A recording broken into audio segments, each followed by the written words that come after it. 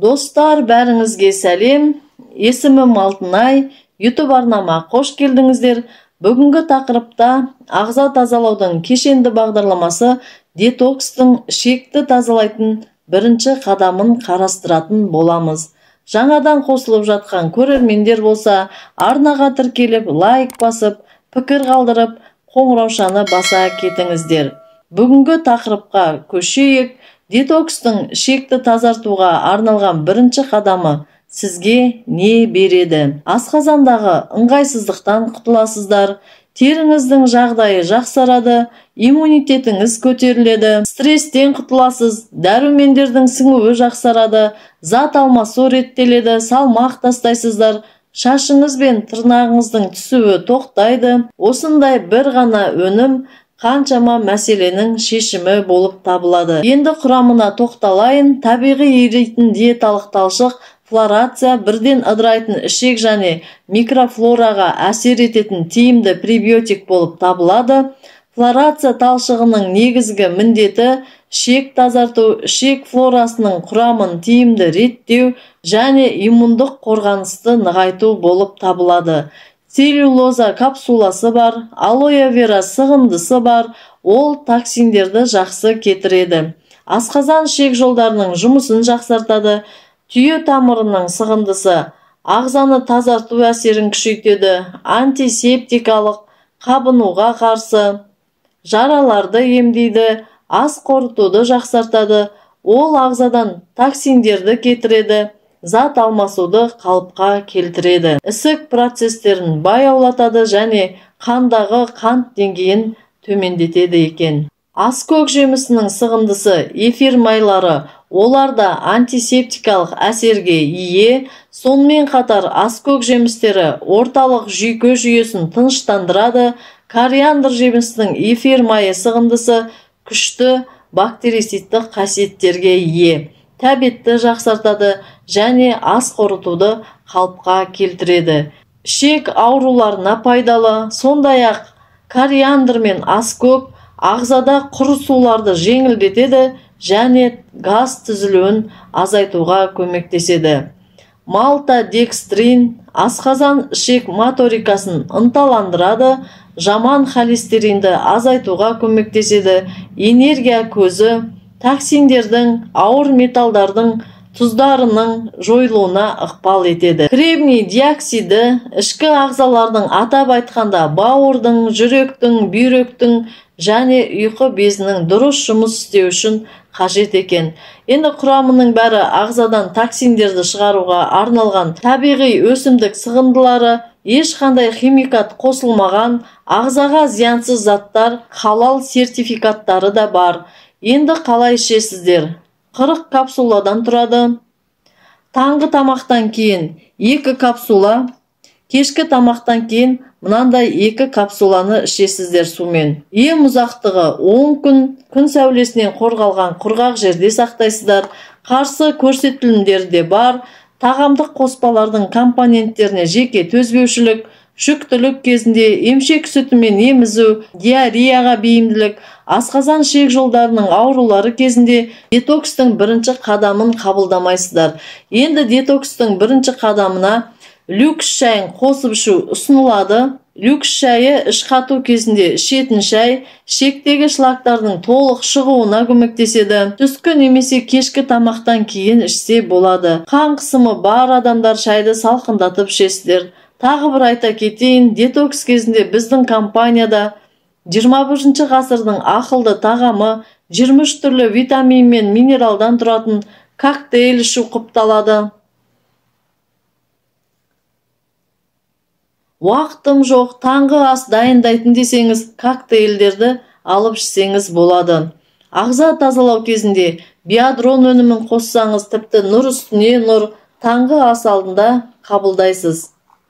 Детокс кезінде ұйқының нормасы, судың нормасы және қандай тамақтардан бас тартуымыз керек, қандай тамақтар тұтынамыз, алдыңғы екінші бөлімде айтылған. Ішегіңіз жақсы тазалану үшін 10 күн ішекті тазалау кезінде жауапкершілікпен қатаң диета сақтайсыздар. Енді айтылмаған ақпараттарды айта кетейін. Денсаулықтың 80% сау-ішекке байланысты. Жүрек, бүйрек, асқазан, өт жолдары, жалпы бүкіл ағзамыз тоқ-ішек арқылы қоректенеді. Адам күніне қанша рет тамақтанса, сонша рет үлкен дәретке баруы керек екен. Сіздер бүгін тамақ іштіңіздер, үлкен дәреттеріңіз жоқ. Ертесінде тағы үлкен дәрет болмады. 2 күн ішекте тұрған тамақ қалдықтарынан токсиндер бөлінеді. Улы заттар ағзаға жайыла бастайды. Соның нәтижесінде сіз өзіңізді шаршаңқы сезінесіз, басыңыз жиі ауырады, ұйқыңыз қанбайды. Осылай көп уақыт жалғаса берсе, ағза шлак токсинге толы болса, ағзада кері процестер жүре бастайды. Безеу, экзема, псориаз деген тері аурулары қайдан пайда болады? Осы кері процесс жүргенде шлак токсиндер теріні тесіп шығады. Оның шешімі тек тоқ-ішекті, өт жолдарын, бауырды тазалау керек болады. Тіпті инсульт, инфаркт, қан қысымы ауруларының басталар көзі осы тоқ-ішек ластануынан пайда болады екен. Кей жағдайда аурудың себебімен емес салдарымен күресіп жатамыз. Бір күнде ауру пайда болмайды. Бұл жылдар бойы ағзаңызды тазаламағанның нәтижесі. Көп аурудың себебін дәрігерлердің өздері де таба алмай, диагноз қоя алмай жатады. Сол адамдардан сұрасаңыздар, апталап үлкен дәретке бармаған болып шығады. Қазір аурудың бәрі жасарып бара жатыр. Бұрын жасы ұлғайған кезде шалдығатын аурулармен қазір жастар ауырып жатыр.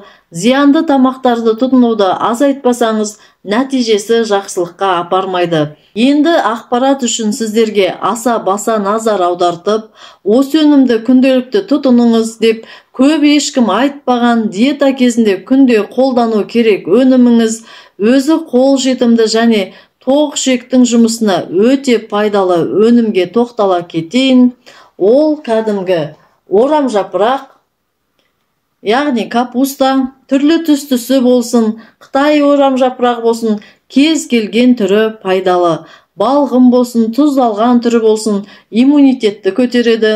Құрамында С дәрумені көп және пайдалы бактериялар бар. Асқазан жарасына 12 елі шектегі жараға ем болатын ерекше У дәрумені бар. Ферменттер және минералдар да бар. Блендердан өткізіп, орамжапырақтан шырын жасап ішсеңіздер, тоқ-ішек сізге рахмет айтатын болады.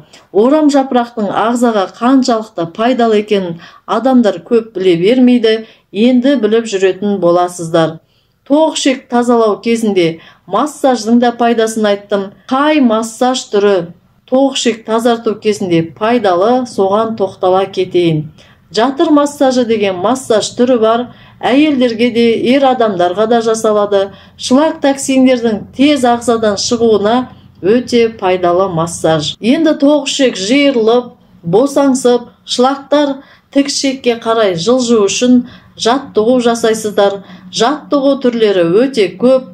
Соның ішінде ең еріншек адамдарға арналған 1-2 жаттығуды айта кетейін. Күнде 20 минут аяғыңызды қабырғаға тіреп, көтеріп жатсаңыз, асқазан ішек жұмысына пайдасы зор, қан айналымын жақсартады, жүрек жұмысына пайдалы, варикоздың алдын алады, ісінудің алдын алады. Тік тұрып жұмыс жасайтын адамдарға да өте пайдалы жаттығу, аяқтың ауырғанын басады. Шалқаңыздан жатқан күйі аяғыңызбен велосипед тепсеңіз де ішек жұмысын жақсартады. Жай уақытта да жасап жүруге кеңес беремін. Іш қатудың алдын алады. Сонымен қатар қаншама ауруларға да пайдалы жаттығу түрлері. Бір күндік тамақтану режимін, детокстың бағасын астына жаза кетемін. Қандай да бір өнім туралы сұрақтарыңыз болса, байланыс номерлері көрсетілген. Тағы да айта кететін ақпарат, бұл дәрілік зат болып табылмайды. Биологиялық белсенді қоспа. Мысалы, кей адамдардың көзқарастары мені таңғалдырады. Биологиялық белсенді қоспаның не екенін түсінбей, маған ішуге болмайды деп ат тондарын ала қашып жатады. Сонда зиянды тамақтарды газдалган энергетикалык суусундар уус дарилерди ичүүгө болот экенде, нагыз өсүмдүктен алынган коспалардан неге шошунады? Осуну мен әлі түсінбей келемін. Көрермендер, сіздер жауабын білсеңіздер, комментарийге жаза кетіңіздер.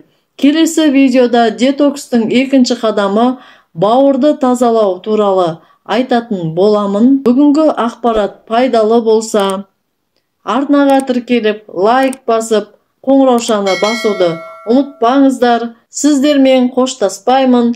Келесі кездескенше.